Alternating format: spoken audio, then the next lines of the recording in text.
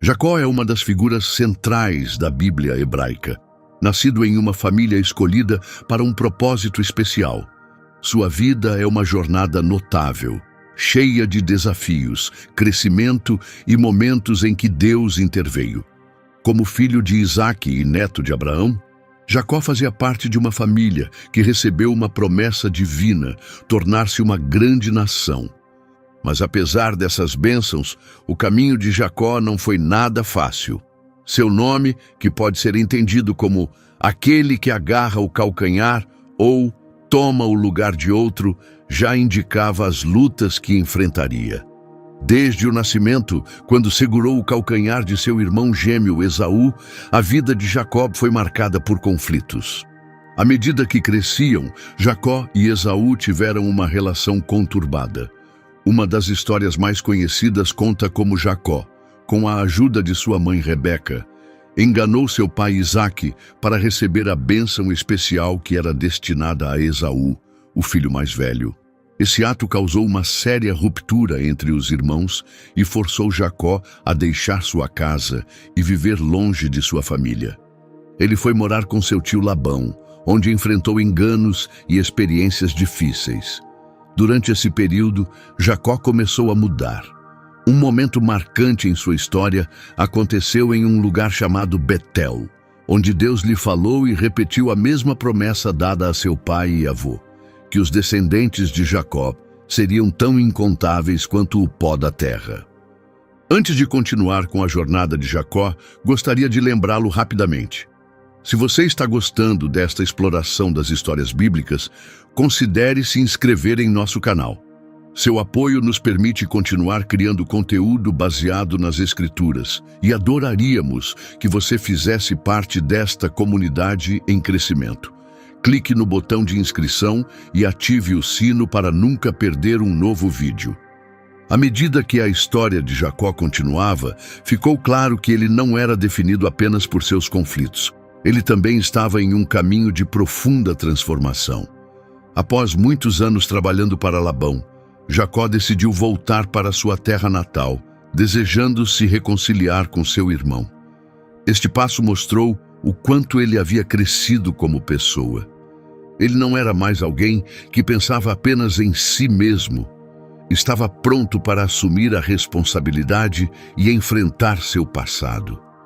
No caminho de volta, teve outro encontro poderoso com Deus, desta vez na forma de uma figura misteriosa com quem lutou a noite toda.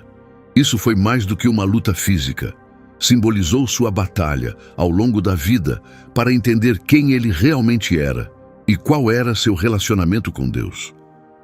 Ao amanhecer, Jacó recebeu uma bênção e um novo nome, Israel, que significa aquele que luta com Deus. Esta mudança de nome marcou um ponto de virada em sua vida, dando-lhe um novo papel e direção. Jacó não era mais definido pelo que havia tomado dos outros. Ele se tornou alguém escolhido para liderar um povo. Os 12 filhos que ele teria não seriam apenas nomes em uma lista. Eles formariam a base de uma nação. Esses 12 filhos se tornaram as raízes das tribos de Israel. Cada um, por sua ordem de nascimento e pela mulher que o deu à luz, desempenhou um papel na formação da história da família de Jacó. Seus nomes foram transmitidos através das gerações e se tornaram os nomes das tribos que eventualmente formariam a nação de Israel.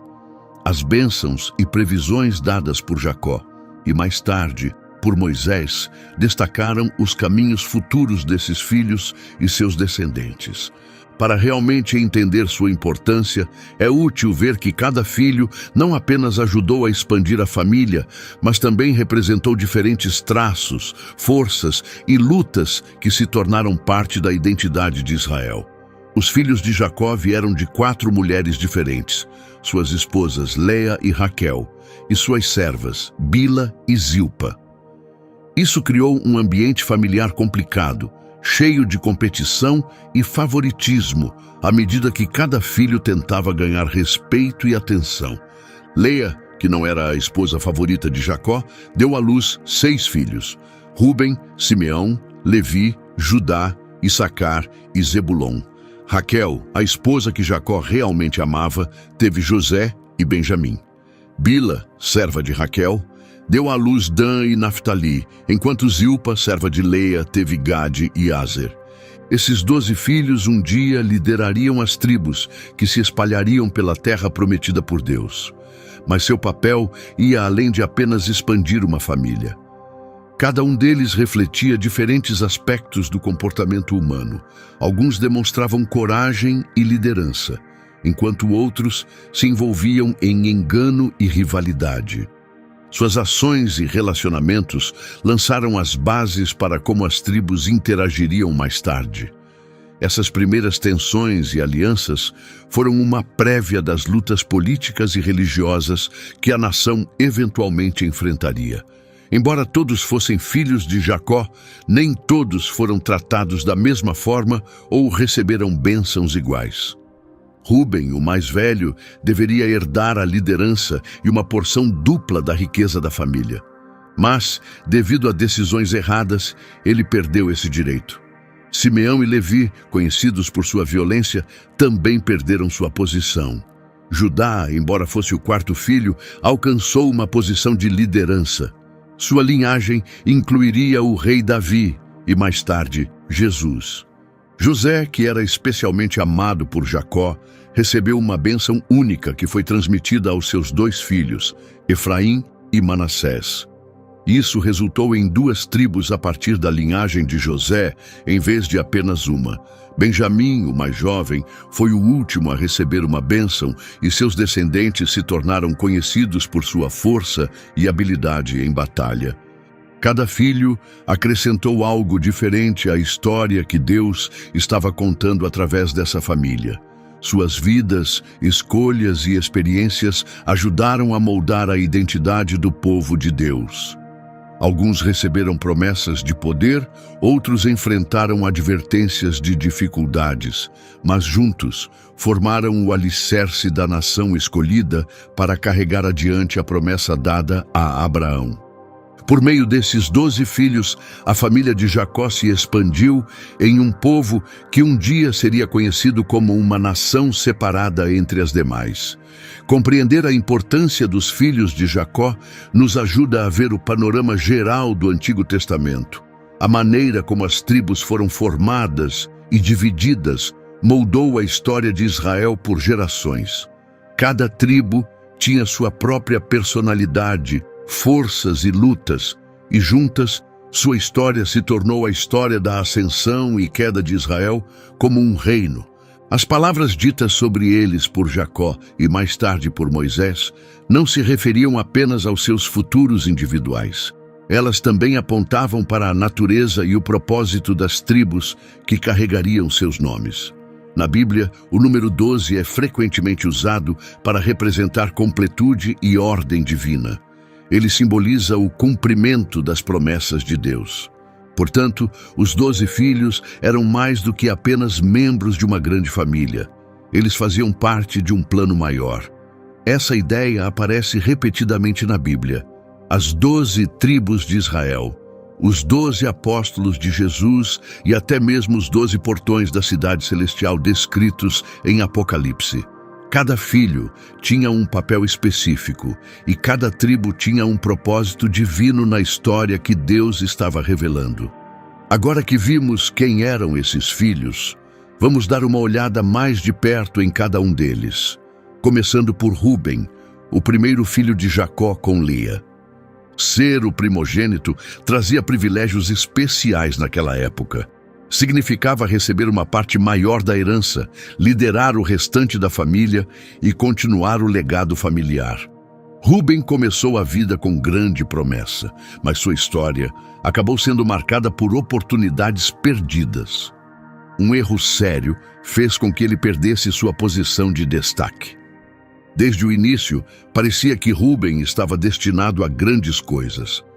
Como primeiro filho de Leia, ele trouxe a ela a esperança de finalmente conquistar o amor de Jacó.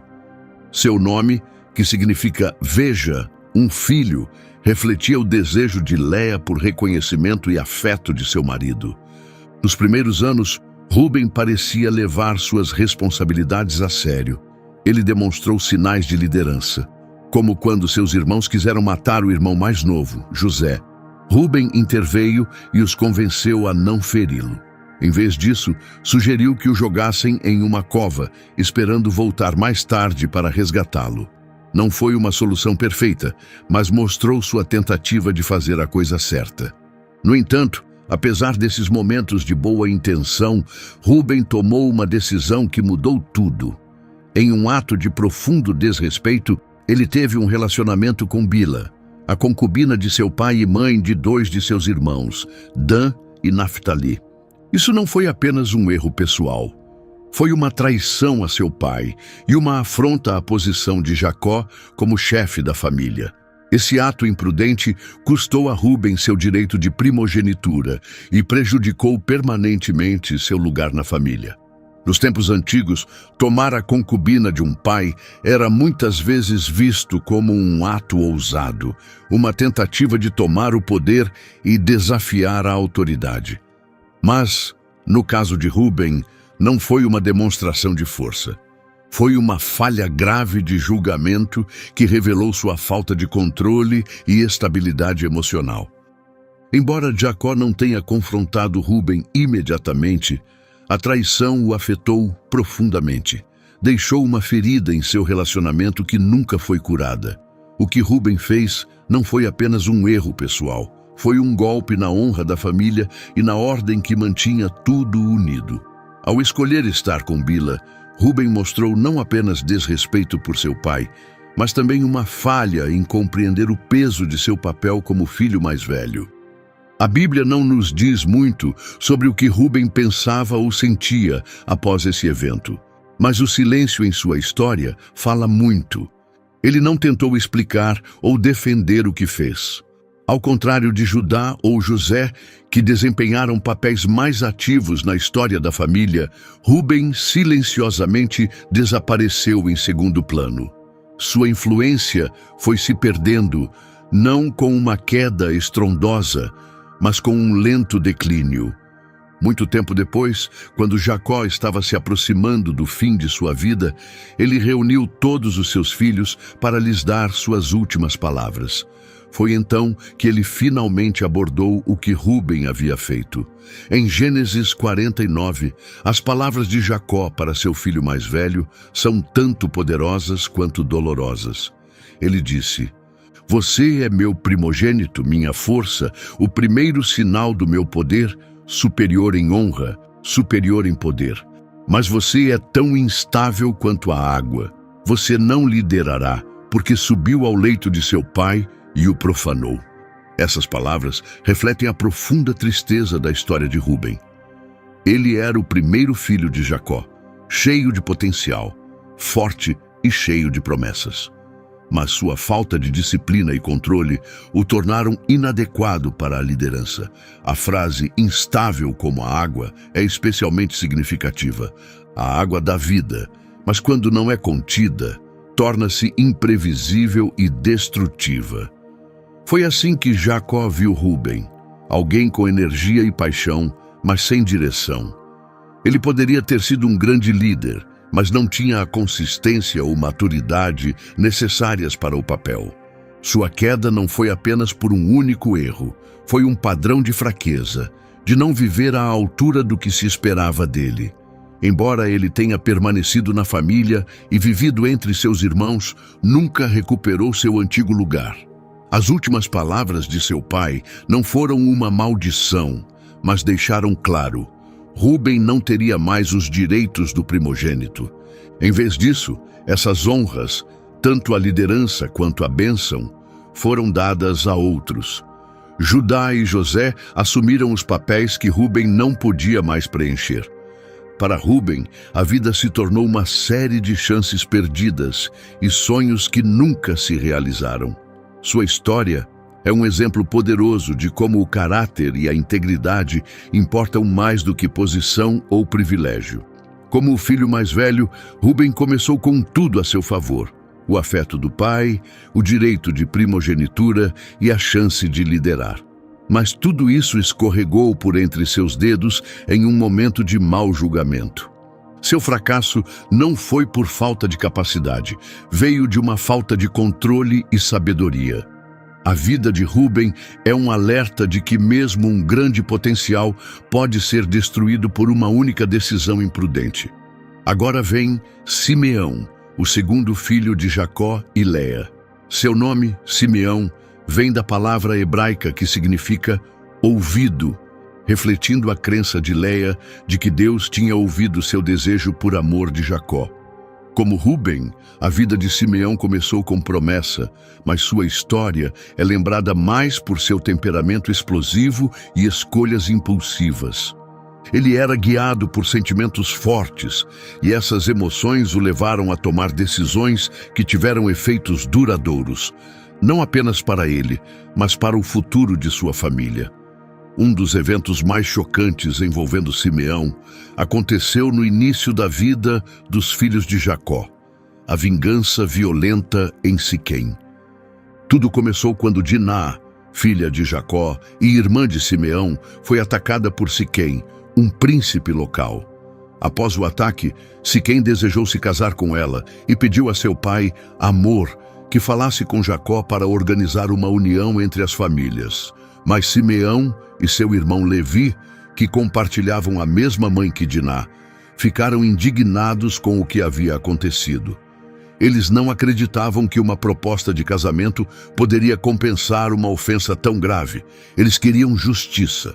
Fingindo concordar, Simeão e Levi disseram a Amor e Siquém que aceitariam o casamento apenas se todos os homens da cidade fossem circuncidados. O povo de Siquém concordou, esperando formar uma aliança com a família de Jacó. Mas no terceiro dia, enquanto os homens ainda estavam sofrendo por causa do procedimento, Simeão e Levi lançaram um ataque surpresa. Eles atravessaram a cidade com espadas, matando todos os homens, incluindo Siquém e seu pai. Depois, tomaram a cidade, capturando as mulheres e crianças e confiscando tudo de valor. A escala e a brutalidade de sua vingança chocaram não apenas a região, mas também seu pai Jacó. Quando ele soube, ficou furioso e temeroso. Disse-lhes: Vocês trouxeram desgraça sobre mim. Agora as pessoas ao nosso redor nos odiarão. Se unirem contra nós, todos podemos ser destruídos. Mas Simeão e Levi não recuaram. Sua resposta foi direta e fria. Deveria nossa irmã ser tratada como uma prostituta? Esta resposta mostrou o quanto Simeão se importava em defender a honra de sua família, mas também revelou seu ponto cego. Ele não conseguia ver o quadro maior ou o perigo que havia criado para todos ao seu redor. Naquele momento de fúria, a raiva de Simeão superou sua razão. Embora seu desejo de defender sua irmã possa ter vindo de um sentimento de lealdade, a maneira como ele agiu transformou isso em um massacre violento, um que manchou seu nome e moldou o restante de sua história. A preocupação de Jacob era justificada. Uma violência tão extrema poderia facilmente ter provocado ataques de tribos vizinhas. Foi apenas através da proteção divina que o medo tomou conta dos povos ao redor, poupando a família de Jacob de retaliação. No entanto, mesmo que Simeão e Levi não enfrentassem uma punição imediata, seu pai nunca esqueceu o que eles tinham feito. A queda de Rúben veio de uma falha pessoal, mas a queda de Simeão estava ligada à sua raiva incontrolável e sede de vingança. Sua defesa de Diná levou a um ato tão brutal que desonrou o próprio nome da família que ele pensava estar protegendo. Jacó não tirou imediatamente os direitos ou o status de Simeão, mas o impacto a longo prazo ficaria claro anos depois, durante as bênçãos finais que ele deu aos seus filhos. Após os acontecimentos em Siquém, Simeão desaparece um pouco em segundo plano, mas sua natureza agressiva e imprevisível continuou a se manifestar, especialmente na forma como tratava seu irmão mais novo, José. Como os outros irmãos, Simeão sentia amargura em relação a José. O favoritismo aberto de seu pai e os sonhos de grandeza de José despertaram ciúmes. Quando surgiu a oportunidade de se livrar de José, Simeão estava entre os que mais pressionavam por uma ação. Enquanto Rúben tentava poupar a vida de José, sugerindo que o deixassem em uma cova, Simeão apoiou o plano de vendê-lo como escravo. E depois ajudou a enganar Jacó, fazendo-o acreditar que José havia sido morto. Essa traição revelou ainda mais o lado duro da personalidade de Simeão. Também aumentou as rachaduras na família, divisões que levariam anos para cicatrizar. Quando uma fome forçou os filhos de Jacó a viajar para o Egito em busca de alimento, e eles, sem saber, ficaram frente a frente com seu irmão perdido, agora um poderoso líder, foi Simeão que José escolheu para prender como garantia de que os outros voltariam. Essa escolha não foi por acaso. José se lembrava do que Simeão tinha feito. Mantê-lo cativo foi, em muitos aspectos, um ato simbólico de justiça, uma forma de retribuição pelo sofrimento que ele causou anos antes. Ao longo de sua vida, Simeão mostrou ser alguém que deixava suas emoções dominarem. Ele se importava profundamente com a família, mas sua lealdade frequentemente se manifestava através da violência. Era rápido em agir, lento em refletir e sempre ansioso para assumir o controle quando sentia que algo estava errado. Essa natureza apaixonada o tornava alguém que você gostaria de ter ao seu lado em uma luta, mas também alguém que poderia ser perigoso quando não controlado. O que realmente diferenciava Simeão não era apenas sua raiva, mas sua recusa ou incapacidade de superar isso. Enquanto alguns de seus irmãos mudaram ao longo do tempo, aprendendo com seus erros, Simeão permaneceu endurecido e inflexível. Sua história é uma de intensidade sem equilíbrio, uma vida movida pelo fogo, mas sem a sabedoria para controlá-lo. Simeão nunca mudou. Permaneceu impulsivo e rápido para se irritar, sem jamais parecer aprender com seus erros passados. Seu profundo desejo de vingança acabou lhe custando a confiança de seu pai e deixou-o com um legado definido pela violência. Essa reputação o acompanhou pelo resto de sua vida. Levi, o terceiro filho de Jacó, e Léia, compartilhava muito dessa mesma intensidade. Como Simeão, ele teve um papel central em um dos episódios mais sombrios da história de sua família, o ataque brutal a Siquém. No entanto, ao contrário de Simeão, a história de Levi tomou um rumo diferente. Embora seus primeiros anos fossem marcados pela agressão, essa mesma natureza feroz seria um dia transformada, separando seus descendentes de uma maneira poderosa e sagrada. Levi e Simeão eram próximos tanto em idade quanto em temperamento. Sua lealdade à família era feroz, mas muitas vezes se manifestava por meio da violência.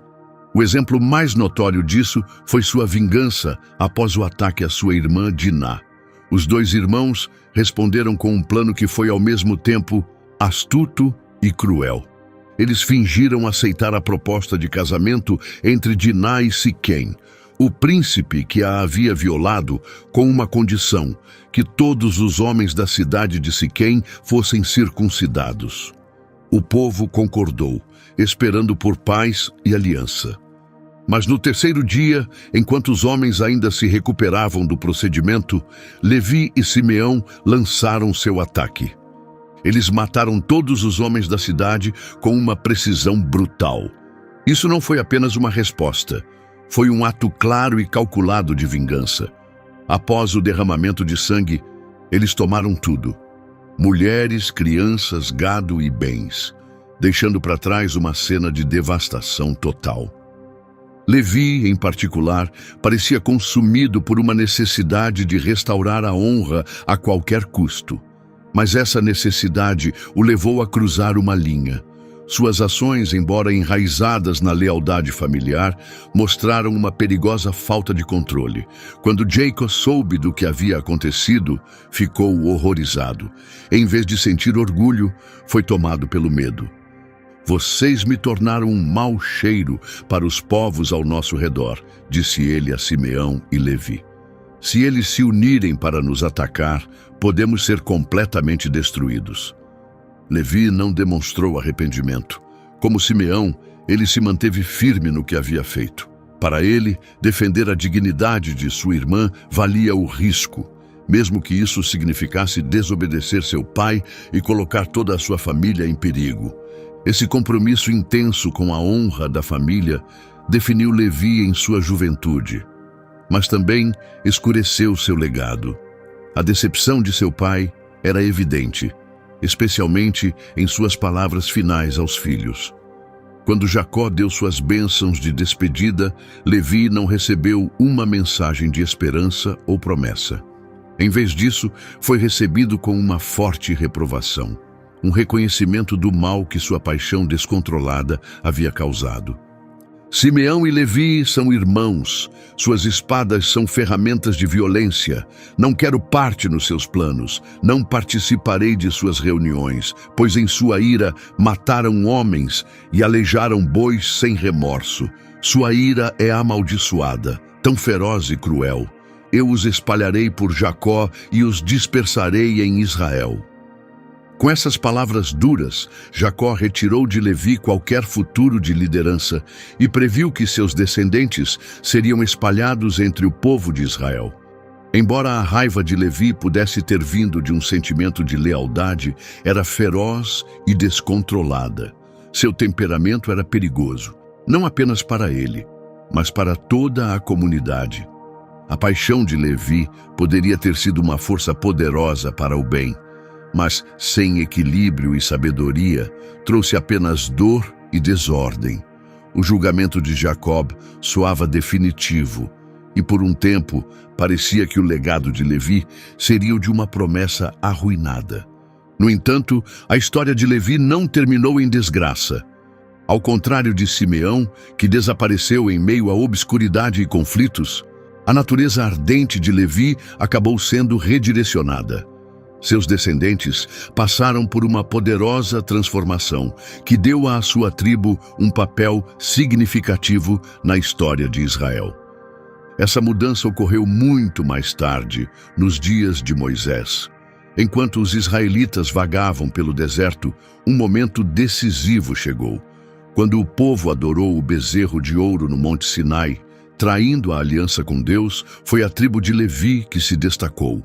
Eles se uniram a Moisés, posicionando-se firmemente contra a idolatria. Cumpriram o comando de Deus, agindo rapidamente para restaurar a ordem e honrar seu nome. Esse ato ousado de lealdade ainda era preenchido com a mesma energia ardente que Levi tinha, mas desta vez foi usado em serviço a Deus. Sua paixão agora estava alinhada com um propósito divino. Por causa de sua posição inabalável pelo que era certo, os levitas foram escolhidos para um chamado especial e sagrado. Moisés declarou sua dedicação, marcando um ponto de virada na história de Levi. A partir daquele momento, os levitas foram separados para servir no tabernáculo, cuidando do espaço sagrado onde a presença de Deus habitava. Tornaram-se guias espirituais de Israel, professores da lei, guardiões da adoração e sacerdotes que ofereciam sacrifícios em nome do povo. Assim, embora Levi tenha começado com um legado marcado por derramamento de sangue, seus descendentes se tornaram conhecidos por sua devoção e serviço a Deus. A profecia de Jacó sobre sua dispersão se cumpriu, mas não como um castigo. Em vez disso, os levitas foram espalhados entre todas as tribos, colocados estrategicamente para ensinar e manter os mandamentos de Deus onde quer que fossem. A história de Levi é um exemplo poderoso de como a paixão, quando deixada sem controle, pode levar ao mal, mas quando direcionada com propósito, pode ser redimida e usada para algo muito maior. Quando a paixão é refinada e alinhada com o propósito de Deus, pode se transformar em uma força poderosa para o bem. Judá, o quarto filho de Jacó e Leia, se destaca como uma das figuras mais importantes e complexas da Bíblia. Sua história é uma de transformação pessoal. Ele começou com sérias falhas morais, mas com o tempo tornou-se um líder e um símbolo de redenção. Ao contrário de seus irmãos mais velhos, Rúben, Simeão e Levi, cujos comportamentos impulsivos os levaram à desgraça, o caminho de Judá foi marcado por mudança e crescimento. Sua vida é um exemplo poderoso de como o arrependimento pode levar à restauração. No início, Judá não era esperado para desempenhar um papel de liderança. Como quarto filho, ele não tinha direito natural à liderança ou à herança. Essas honras tradicionalmente pertenciam ao primogênito. Ele nasceu em uma família cheia de tensão e rivalidade. Sua mãe, Leia, o chamou de Judá, que significa louvor, em gratidão a Deus após anos se sentindo desprezada por Jacó. Crescer em uma família tão dividida moldou os primeiros anos de Judá. Como seus irmãos, ele experimentou a pressão de competir pela atenção do pai. O primeiro grande momento de Judá na história ocorre durante um dos episódios mais sombrios na vida da família, quando os irmãos se voltaram contra José. José, o filho favorito, havia irritado seus irmãos com sonhos que sugeriam que ele um dia governaria sobre eles. O ciúme deles se transformou em ódio e começaram a planejar matá-lo. Mas foi Judá quem propôs uma ideia diferente. Em vez de matar José, ele sugeriu que o vendessem a mercadores que passavam. "O que ganharemos se matarmos nosso irmão e escondermos seu sangue?", disse ele. "Vamos vendê-lo. Afinal, ele é nossa própria carne e sangue." Essa proposta era prática, evitava o derramamento de sangue e trazia dinheiro, mas ainda era uma traição. A escolha de Judá pode ter poupado a vida de José, mas levou a anos de sofrimento, tanto para José quanto para seu pai, Jacó. Os irmãos, então, criaram uma mentira elaborada, mergulhando a túnica de José no sangue de um bode e dizendo a Jacó que um animal selvagem o havia matado. Judá, como os outros, observou em silêncio enquanto seu pai era consumido pela dor. Ele carregou o peso dessa mentira por anos. Logo depois, a vida pessoal de Judá tomou um rumo difícil. A Bíblia muda o foco para uma história que nos dá uma visão mais profunda de seu caráter e o início de sua transformação. Judá deixou sua família e se mudou para Canaã, onde se casou com uma mulher local e teve 3 filhos, Onã e Selá. Mas os problemas o seguiram. Seu filho mais velho, fez o que era mal aos olhos do Senhor e morreu, deixando sua esposa Tamar viúva.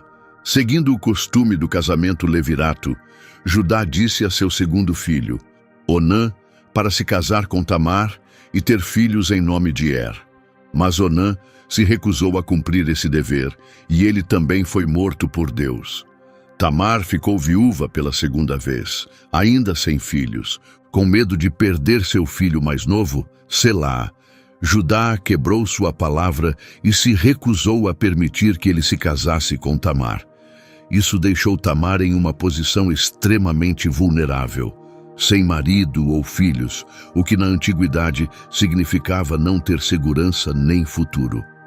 Mas Tamar não estava disposta a aceitar esse destino. Determinada a preservar seu lugar na família e continuar sua linhagem, ela elaborou um plano ousado. Ela se disfarçou de prostituta e esperou à beira da estrada por onde sabia que Judá passaria. Judá não a reconheceu e a procurou, oferecendo pagamento por seus serviços. Sem saber, ele estava entrando em uma situação que logo revelaria suas próprias falhas. Mais tarde, quando Tamar ficou grávida, Judá, ainda sem saber que era o pai, foi rápido em julgá-la. Ele pediu que ela fosse punida, até mesmo condenada à morte, pelo que considerava um comportamento imoral. Mas Tamar revelou calmamente a verdade. Ela apresentou os itens pessoais que Judá havia lhe dado durante o encontro: seu selo, seu cordão e seu cajado. Naquele momento, Judá foi forçado a enfrentar a verdade sobre si mesmo. Ele percebeu a profundidade de sua hipocrisia e declarou: "Ela é mais justa do que eu, pois eu não a dei a meu filho Selá." Esse momento foi um ponto de virada na vida de Judá. Pela primeira vez, ele assumiu seus erros. Foi um momento de fracasso e crescimento, em que ele admitiu seu erro e reconheceu a coragem e integridade de Tamar. A partir desse ponto, Judá começou a mudar. Anos depois, sua transformação se tornaria ainda mais evidente. Uma grande fome forçou os filhos de Jacó a viajar para o Egito em busca de grãos. Sem saber, eles se encontraram com José, o mesmo irmão que haviam traído e vendido como escravo, agora um líder poderoso. Quando chegaram diante dele, José não revelou sua identidade. Em vez disso, testou o coração dos irmãos. Exigiu que trouxessem seu irmão mais novo, Benjamim, para provar que estavam dizendo a verdade. Essa exigência atingiu Judá profundamente. Anos antes, ele ajudara a enviar José embora. Agora, enfrentava a possibilidade de perder outro irmão, um que seu pai amava profundamente. Mas Judá não era mais o mesmo homem de antes. Ele se levantou e prometeu a seu pai que assumiria pessoalmente a responsabilidade pela segurança de Benjamim. "Eu garanto o seu retorno", disse ele. "Se eu falhar, você poderá me culpar pelo resto da vida." Mais tarde, quando José criou um teste final, acusando Benjamim de roubo para ver como os irmãos reagiriam, foi Judá quem mais uma vez se destacou. Em um dos momentos mais emocionantes de toda a Bíblia, Judá implorou pela vida de Benjamim. Ele se ofereceu como escravo no lugar do irmão, suplicando: "Por favor, deixe-me ficar no lugar do menino. Deixe-o voltar com seus irmãos." Essa oferta de sacrifício não era apenas um ato de coragem. Era a prova da transformação de Judá. O homem que uma vez havia vendido seu próprio irmão, agora estava disposto a se tornar um escravo para salvar outro. Sua jornada, que começou com traição e fracasso, o levou a um lugar de honra e redenção.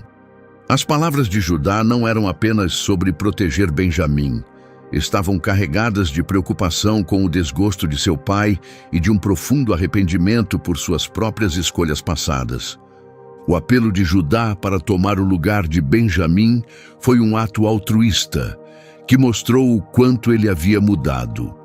Aquele momento de sacrifício rompeu as defesas de José. Ao ver a disposição de Judá em abrir mão de sua própria liberdade para salvar seu irmão, José foi tomado pela emoção e chorou. Ele não conseguiu mais manter o disfarce, revelou sua identidade e perdoou os irmãos que uma vez o traíram. Esse ato de coragem e compaixão de Judá contrastava completamente com seu passado. O homem que uma vez sugeriu vender José agora se oferecia no lugar de Benjamim. Era a prova de uma profunda transformação. Judá havia se tornado o tipo de líder que sua família precisava. Sua jornada é um dos exemplos mais poderosos de redenção na Bíblia. Judá começou como alguém que traiu seu irmão e enganou seu pai. Mas, por meio da dor, da perda e do arrependimento sincero, ele se transformou em alguém disposto a arcar com o custo dos erros dos outros. Sua história nos mostra que nunca é tarde demais para mudar e que a verdadeira liderança nasce da humildade. Não é surpresa, então, que os descendentes de Judá tenham sido escolhidos para a grandeza. Ele se tornou o antepassado do rei Davi, e de sua linhagem veio o Messias prometido, Jesus Cristo. A bênção final de Jacó para Judá refletiu esse destino. Ele disse: "Judá, teus irmãos te louvarão. Tua mão estará sobre o pescoço de teus inimigos. Os filhos de teu pai se curvarão diante de ti. És como um leão jovem retornando da caça. Quem ousa perturbá-lo? O cetro não se afastará de Judá, nem o bastão de comando de entre seus pés, até que venha aquele a quem pertence de direito, e todas as nações lhe obedecerão." Essa bênção falava do futuro de Judá como a tribo real. A imagem do leão simbolizava força e realeza, e a menção do cetro previa o surgimento de governantes de sua linhagem, primeiro Davi e, finalmente, Jesus. A tribo de Judá lideraria o reino do sul e se tornaria o centro espiritual e político de Israel. A seguir, vem Dan, o quinto filho de Jacó e o primogênito de Bila, serva de Raquel. Seu nome, que significa julgar, refletia a crença de Raquel de que Deus havia ouvido seu clamor e lhe dado um filho através de sua serva.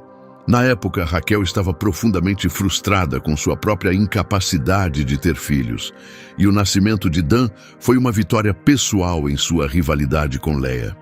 Embora Dan não fosse filho de uma das esposas de Jacó, seu nome carregava peso. Falava de justiça e esperança. No entanto, o papel de Dan na família era um pouco diferente.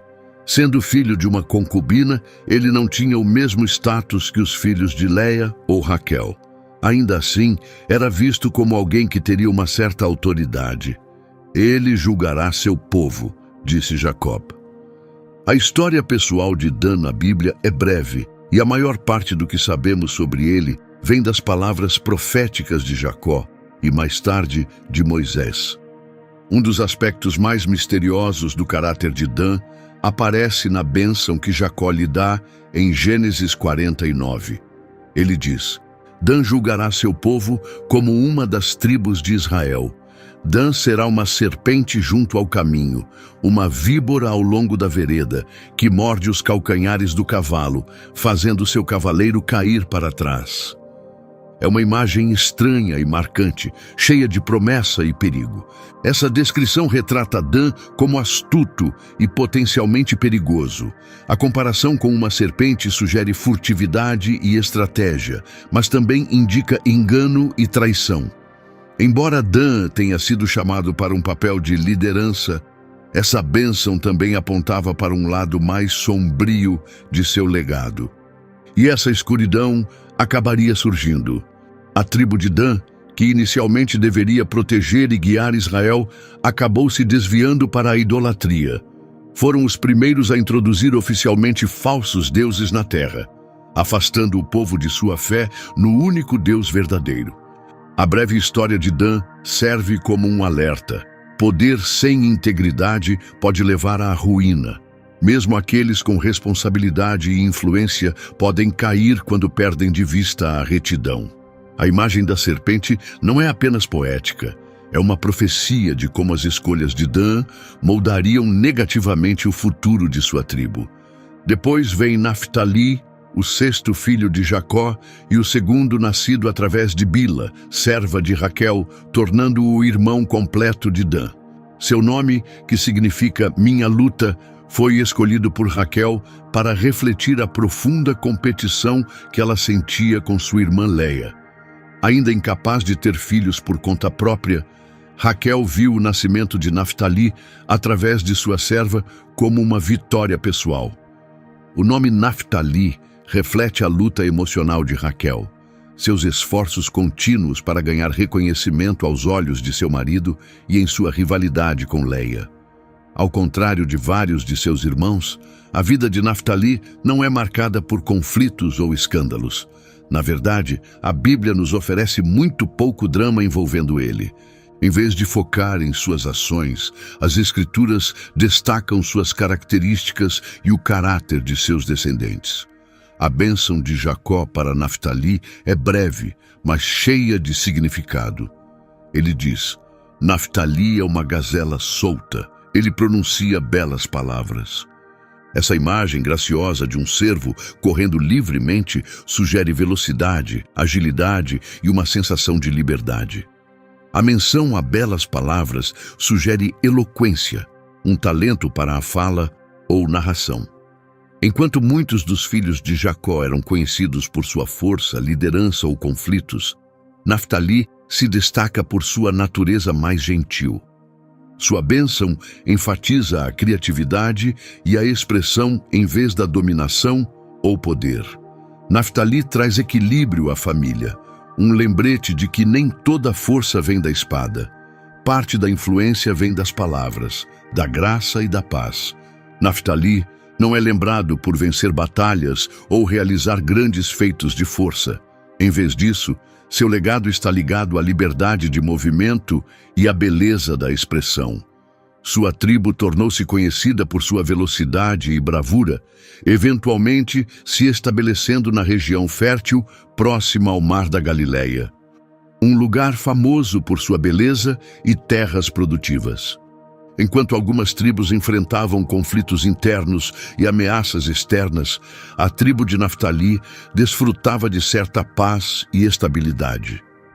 Esse senso de calma e liberdade refletia o próprio espírito da bênção de Jacó, um povo gracioso e eloquente, prosperando em silêncio na terra que lhes foi dada.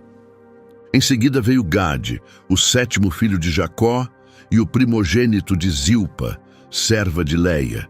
Seu nascimento trouxe alegria a Leia, que exclamou: "Que boa sorte!" O nome Gade vem de uma palavra hebraica que significa fortuna ou tropa, um nome que refletiria o futuro de seus descendentes. Como Naftali, Gade não desempenha um papel dramático na história bíblica como indivíduo, mas seu legado é forte. A bênção de Jacó sobre ele foi curta, mas marcante. Gade será atacado por um bando de invasores, mas ele os atacará de volta e os vencerá. Essa bênção revelou que a tribo de Gade enfrentaria constantes batalhas. Posicionada no lado leste do Rio Jordão, suas terras os tornavam mais vulneráveis a invasões. Mas, em vez de recuar diante do perigo, a tribo de Gade tornou-se conhecida como guerreiros ferozes, sempre prontos para defender seu povo. A repetição de tropa, tanto no nome quanto na bênção, destaca a identidade de Gade como guerreiro. Seus descendentes ganharam a reputação de serem homens valentes, habilidosos no combate e sempre firmes em tempos de conflito. Muitas vezes, estavam entre os primeiros a enfrentar o perigo, protegendo a nação de ameaças externas. Embora a história pessoal de Gade não seja detalhada nas Escrituras, a bravura de sua tribo falava por si. Ele pode não ter liderado como Judá ou servido no santuário como Levi, mas a contribuição de Gade para Israel veio através da força e resistência de sua tribo. Eles viveram de acordo com o significado de seu nome, tropas resilientes que lutavam com determinação. Depois havia Aser, o 8º filho de Jacó, também nascido de Zilpa. Seu nome significa feliz ou abençoado e foi escolhido por Leia com alegria. Como estou feliz! As mulheres me chamarão de feliz. Ao contrário de muitos de seus irmãos, cujos nomes estavam ligados a lutas, rivalidades ou anseios, o nome de Aser refletia contentamento e celebração. Embora Aser não desempenhe um papel importante na narrativa bíblica, as bênçãos proferidas sobre ele foram notáveis. As palavras de Jacó para Aser estavam entre as mais positivas dadas a qualquer um de seus filhos. Ele disse: "A comida de Aser será farta, ele proverá iguarias dignas de um rei." Esta bênção apontava para uma vida de abundância, prosperidade e acesso às melhores coisas. Aser é retratado como alguém que vive em paz e riqueza, seus descendentes desfrutando da fartura de terras férteis e compartilhando com outros. Mais tarde, Moisés ecoou esse mesmo tema em sua bênção sobre a tribo. O mais abençoado dos filhos é Aser, que ele seja favorecido por seus irmãos e mergulhe seu pé em óleo. Essa imagem do óleo não é apenas poética. Ela simboliza a riqueza da terra que a tribo de Aser herdaria. Eles se estabeleceram em uma área fértil ao longo da costa do Mediterrâneo, conhecida por seus olivais, vinhedos e campos férteis. A terra de Aser tornou-se famosa por produzir alguns dos melhores alimentos da região. Enquanto outras tribos enfrentavam constantes batalhas e inquietações, a história de Aser é diferente. Seu legado foi de alegria, paz e generosidade. Sua tribo desfrutava das bênçãos da terra e usava sua abundância para ajudar os outros. Aser nos lembra que o favor de Deus pode ser visto não apenas na vitória, mas também na satisfação e na frutificação. Em seguida vem Issacar, o 9º filho de Jacó e um dos filhos de Leia. Seu nascimento ocorreu a partir de um acordo incomum entre Leia e Raquel. Na época, ambas as irmãs ainda competiam pelo amor de Jacó. Leia trocou algumas mandrágoras, uma planta considerada capaz de aumentar a fertilidade, por uma noite com Jacó, e como resultado, Issacar nasceu.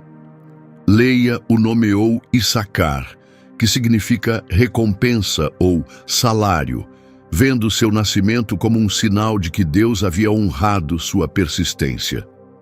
A história pessoal de Issacar não é repleta de drama, mas sua personalidade é revelada através das bênçãos de Jacó e Moisés.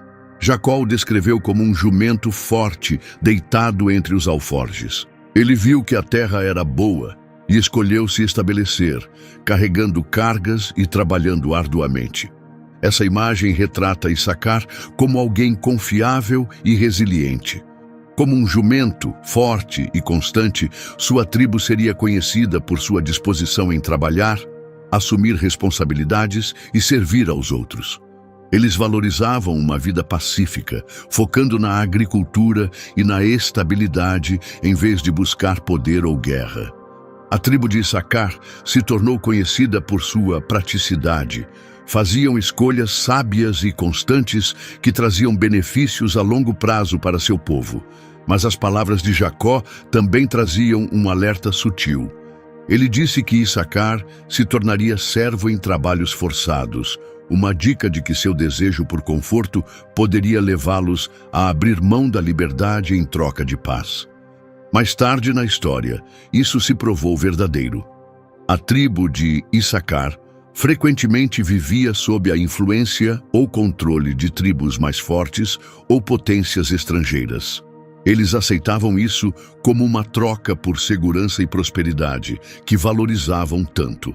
O contentamento de Issacar, embora admirável, às vezes deixava sua tribo vulnerável. Seu desejo por paz podia se transformar em complacência, tornando-os alvos fáceis para poderes dominantes. Mas havia outro lado no legado de Issacar, marcado por sabedoria e discernimento espiritual. Na bênção de Moisés, os descendentes de Issacar são retratados como pessoas de entendimento, respeitadas por seu conhecimento dos tempos e capacidade de oferecer orientação sábia. Eram pensadores e conselheiros, frequentemente consultados para julgamento e direção. Conhecidos por criar líderes e estudiosos sábios, desempenharam um papel significativo na vida intelectual e espiritual de Israel. A tribo de Issacar se destacou por seu equilíbrio, fortes, humildes, trabalhadores e, ao mesmo tempo, profundamente reflexivos. Trouxeram estabilidade para a nação, combinando serviço com discernimento, trabalho físico com um profundo compromisso com a verdade e a retidão. Em seguida vem Zebulon, o 10º filho de Jacó e o 6º de Leia. Leia o chamou de Zebulon, que significa morada ou honra, na esperança de que Jacó agora a reconhecesse e a honrasse por ter gerado tantos filhos. Embora a Bíblia não forneça muitos detalhes sobre a vida pessoal de Zebulon, as bênçãos que ele recebeu de Jacó e Moisés revelam o papel futuro de sua tribo. A bênção de Jacó apontava para uma vida ligada ao mar. Os descendentes de Zebulon viveriam perto da costa e se envolveriam em comércio e viagens. Isso os diferenciava de muitas outras tribos, que eram principalmente agricultores ou pastores. A localização de Zebulon perto do mar lhes dava uma vantagem estratégica. Tornaram-se comerciantes, negociantes e marinheiros, conectando Israel a outras nações e trazendo bens que não eram produzidos localmente. Seu acesso a rotas comerciais e cidades costeiras como Sidom os tornou uma parte essencial da economia de Israel. Moisés ecoou isso em sua bênção, dizendo: "Alegra-te, Zebulon, em suas saídas, e Issacar em suas tendas." Era uma celebração de suas forças únicas, o espírito aventureiro de Zebulon e a tranquilidade de Issacar. Enquanto Issacar se concentrava em trabalhar a terra e estudar a lei, Zebulon explorava o mundo do comércio. Juntas, as duas tribos formaram uma parceria poderosa. Uma permanecia enraizada, a outra explorava. Uma cultivava os campos, a outra trazia mercadorias de terras distantes. Zebulon pode não ter sido um guerreiro ou um governante, mas sua tribo trouxe prosperidade através do comércio e serviu como o portão de Israel para o mundo exterior. Os descendentes de Zebulon se tornaram conhecidos não apenas pelo que produziam, mas pelas conexões que estabeleciam, construindo pontes com outras culturas e garantindo recursos que beneficiavam todo o Israel. Seu legado foi de empreendimento, ousadia e contribuição econômica.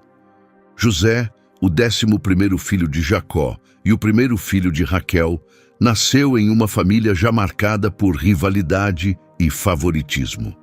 Seu nascimento trouxe imensa alegria a Jacó, especialmente porque Raquel, sua esposa mais amada, havia esperado anos para ter um filho. Esse nascimento tão aguardado tornou José especialmente querido ao coração de seu pai. Esse profundo afeto era impossível de esconder e rapidamente se tornou uma fonte de tensão entre os irmãos.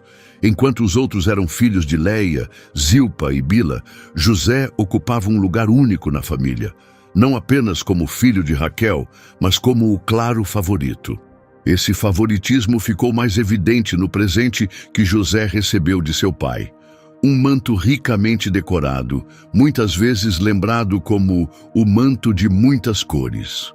Mais do que uma simples veste, ele simbolizava um status especial. Para seus irmãos, parecia que Jacó estava preparando José para uma posição de liderança, algo que eles achavam profundamente injusto, especialmente porque ele era um dos mais jovens. A singularidade de José não terminava com o manto. Ainda adolescente, ele começou a compartilhar sonhos vívidos que insinuavam um futuro em que ele se elevaria acima do restante de sua família.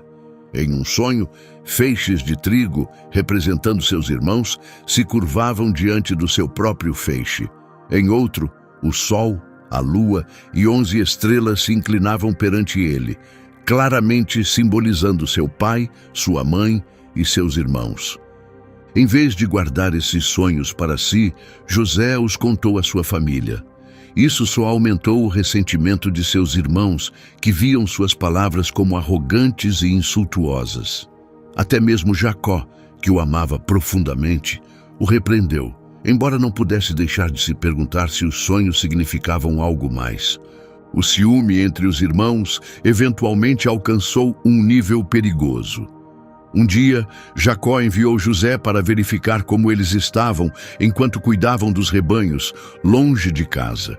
Quando os irmãos viram José se aproximando, vestindo aquele manto inconfundível, viram uma oportunidade. "Lá vem o sonhador", zombaram. "Vamos matá-lo, jogá-lo em uma cova e dizer que um animal selvagem o devorou." Mas Rúben, o mais velho, interveio. Ele os convenceu a não matar José, sugerindo que o deixassem na cova, com a intenção de resgatá-lo secretamente depois. No entanto, enquanto Rúben estava ausente, Judá propôs outra ideia.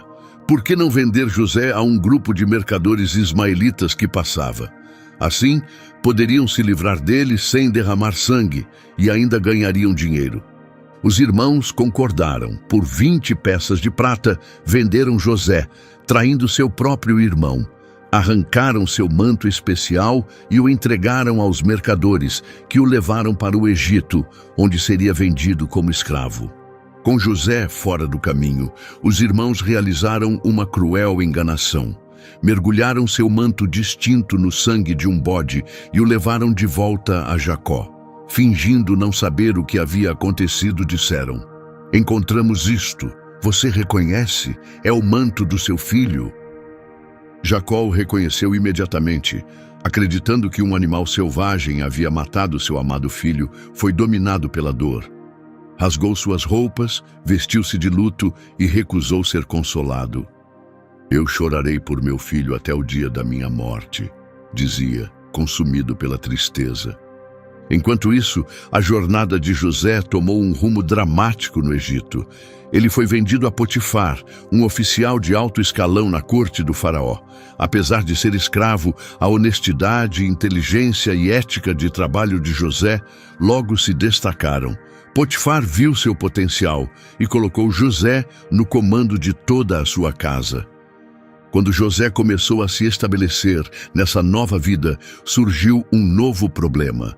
A esposa de Potifar, atraída por ele, tentou seduzi-lo, mas José recusou, permanecendo leal tanto a Deus quanto ao seu senhor. Enfurecida com a rejeição, ela o acusou falsamente de tentar atacá-la. José foi preso, punido por um crime que não cometeu. Mas mesmo na prisão, ele não perdeu a esperança. Seu forte caráter conquistou a confiança do carcereiro, que colocou José no comando dos outros prisioneiros. Foi durante esse tempo que a habilidade única de José para interpretar sonhos começou a se destacar. 2 dos oficiais do faraó, o copeiro e o padeiro, também estavam presos. Cada um teve um sonho estranho e José se ofereceu para interpretá-los. Ele disse ao copeiro que em breve seria restaurado ao seu cargo. Ao padeiro, porém, previu a execução. Ambos os sonhos se cumpriram exatamente como José havia dito. Antes que o copeiro fosse libertado, José pediu que ele se lembrasse dele e falasse em seu favor ao faraó. Mas uma vez livre, o copeiro esqueceu-se completamente de José, e mais 2 anos se passaram em silêncio. Ainda assim, Deus não o havia esquecido. Um dia, o faraó começou a ter sonhos perturbadores que nenhum de seus conselheiros conseguia explicar. Foi então que o copeiro finalmente se lembrou do jovem hebreu na prisão. Ele contou ao faraó sobre o dom de José. José foi chamado e em um único dia tudo mudou. O faraó descreveu seus sonhos: 7 vacas gordas devoradas por 7 vacas magras e 7 espigas cheias consumidas por 7 espigas secas. Com sabedoria dada por Deus, José os interpretou. Haveria 7 anos de abundância, seguidos por 7 anos de fome intensa. O faraó ficou impressionado com a percepção de José e imediatamente o elevou à posição mais alta do país, segundo apenas ao próprio faraó. Agora responsável por todo o Egito, José recebeu a tarefa de administrar os recursos do país. Supervisionou a coleta de grãos durante os anos de fartura e garantiu que houvesse estoque suficiente para sobreviver aos anos de fome. O faraó deu a José um novo nome, Zafenate-Paneia, e organizou seu casamento com Asenate, filha de um respeitado sacerdote egípcio. Embora José agora tivesse imenso poder, riqueza e influência, ele nunca perdeu sua humildade nem sua fé em Deus. Quando a fome chegou, não foi apenas o Egito que sofreu. A escassez de alimentos se espalhou até Canaã, onde Jacó e seus filhos lutavam para sobreviver. Ao ouvir que havia grãos no Egito, Jacó enviou seus filhos para comprar comida, nunca imaginando que se curvariam diante de seu próprio irmão, agora um poderoso oficial egípcio. José os reconheceu no momento em que chegaram, mas eles não sabiam quem ele era. Em vez de revelar sua identidade imediatamente, José decidiu testá-los. Queria saber se eles haviam mudado desde o dia em que o venderam como escravo. Ele os submeteu a uma série de desafios cuidadosamente planejados para refletir seus comportamentos passados, especialmente como o trataram injustamente. José observou atentamente as reações de seus irmãos, procurando sinais de arrependimento. Eventualmente, foi a oferta altruísta de Judá para tomar o lugar de Benjamim como escravo que rompeu a barreira emocional de José. Dominado pela emoção, José não conseguiu mais esconder a verdade. Chorando, ele disse: "Eu sou José, seu irmão, aquele que vocês venderam para o Egito." Seus irmãos ficaram em choque, esperando punição.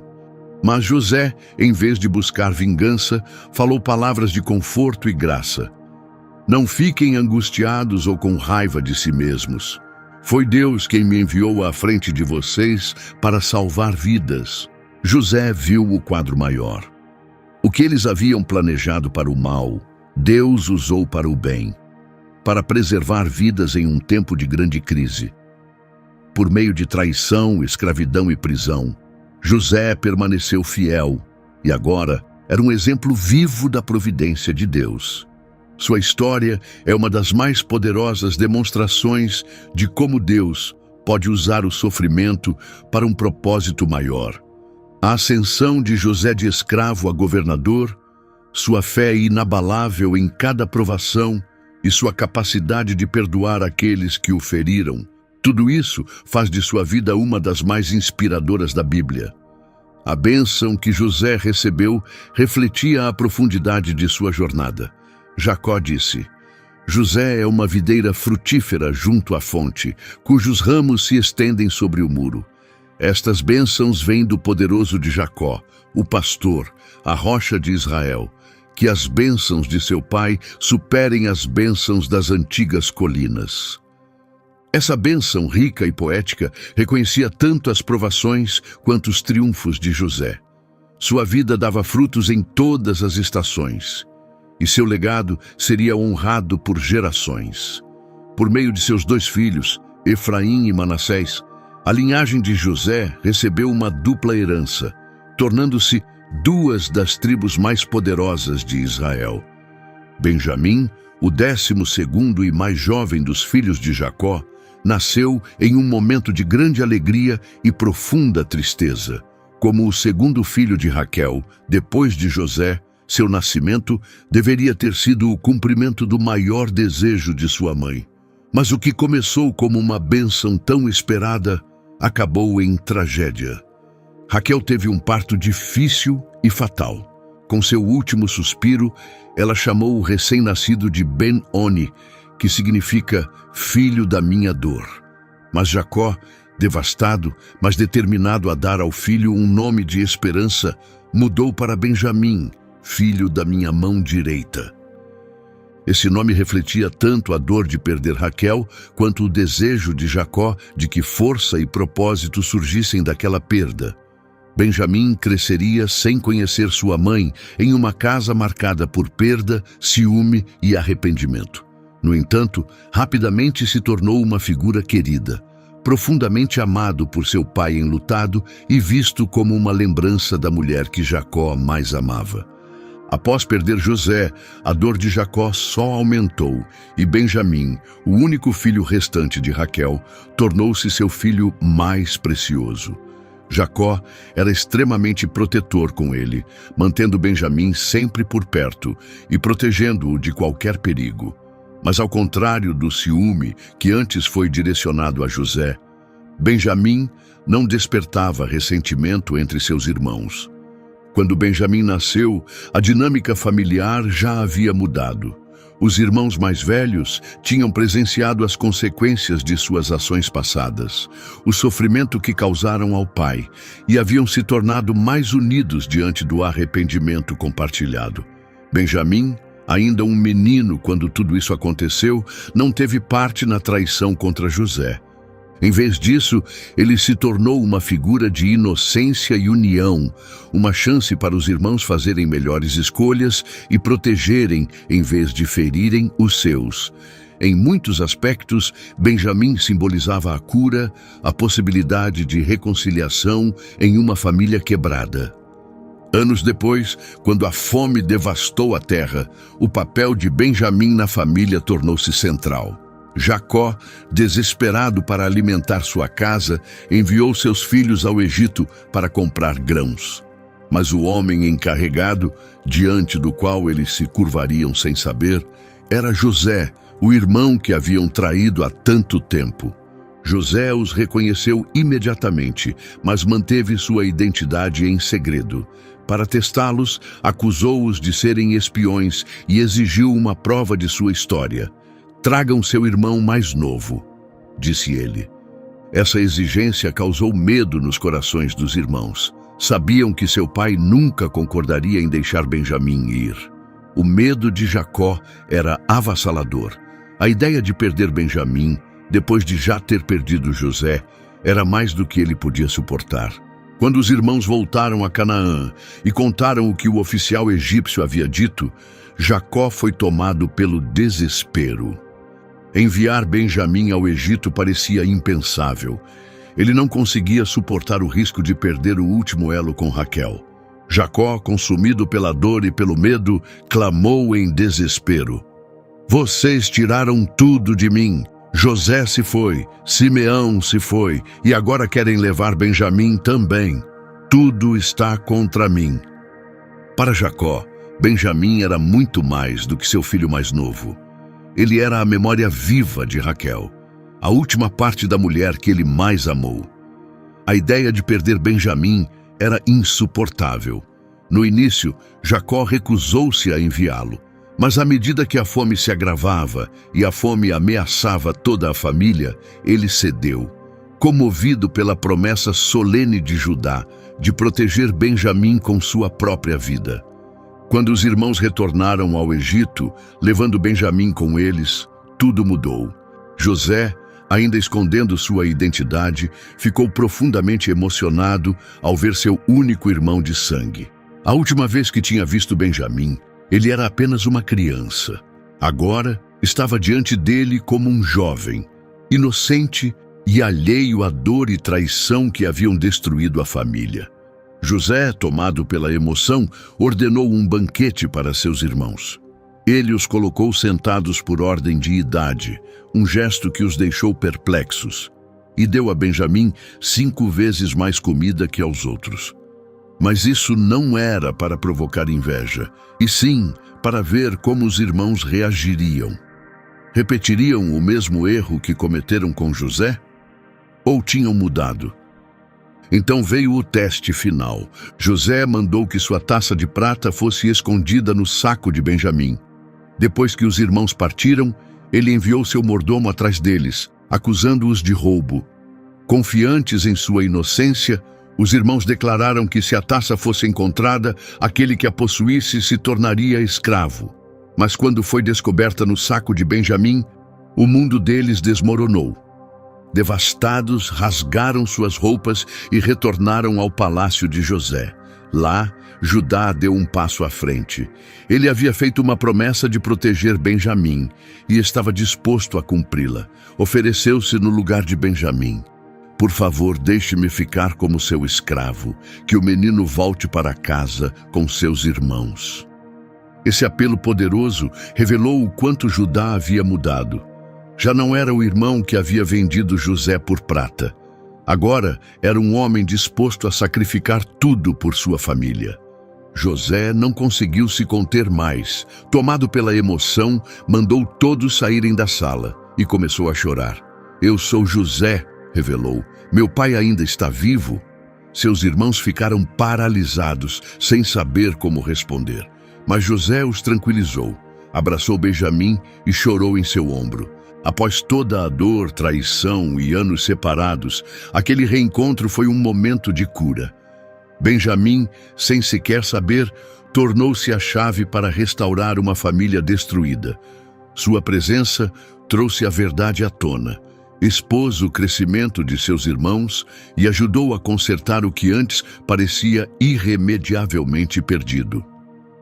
Embora Benjamim tenha desempenhado um papel discreto, seu impacto foi profundo.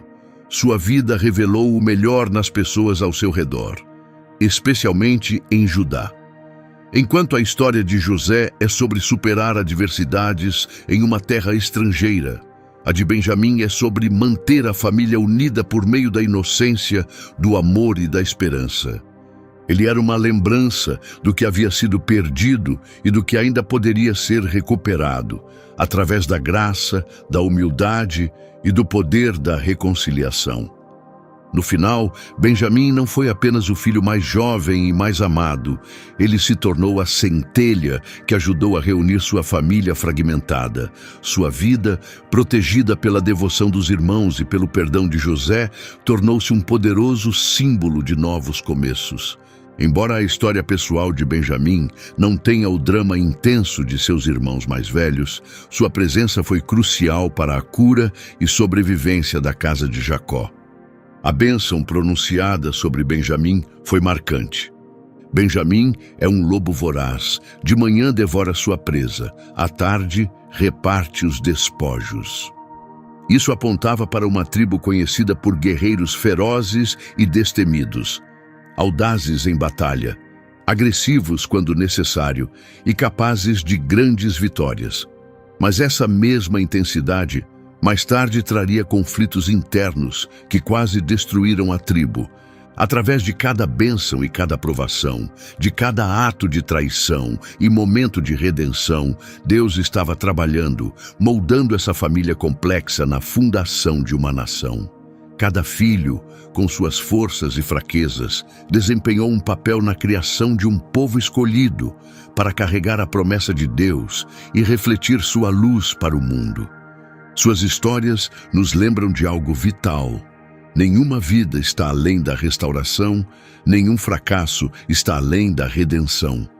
Cada jornada, por mais quebrada que seja, pode se tornar parte de algo significativo nas mãos de Deus. Então, ao olharmos para as vidas dos 12 filhos de Jacó, que também possamos olhar para dentro de nós, que as histórias deles nos desafiem. Estamos usando nossos talentos para algo maior? Estamos deixando os erros do passado nos definir ou permitindo que Deus nos molde através deles? Talvez você se veja no conflito interno de Rúben, na paixão ardente de Levi, no crescimento de Judá ou na confiança inabalável de José em Deus. Onde quer que você esteja em sua jornada, a mensagem é clara. Deus pode pegar os pedaços espalhados da sua vida e entrelaçá-los em seu propósito maior. Se esta caminhada pela vida dos filhos de Jacó o inspirou, não deixe que termine aqui. Toque no botão de curtir, compartilhe este vídeo com outros que buscam uma compreensão mais profunda e, o mais importante, inscreva-se em nosso canal. Seu apoio nos ajuda a continuar criando conteúdo enraizado na verdade bíblica e a construir uma comunidade de pessoas ávidas por aprender e crescer. Junte-se a nós enquanto exploramos mais da sabedoria das Escrituras e descobrimos como essas lições antigas ainda moldam nossas vidas hoje. Clique em inscrever-se e torne-se parte de uma família de buscadores comprometidos em crescer na verdade, caminhar na fé e ser transformados, assim como os 12 filhos se tornaram as 12 tribos que ajudaram a mudar o mundo.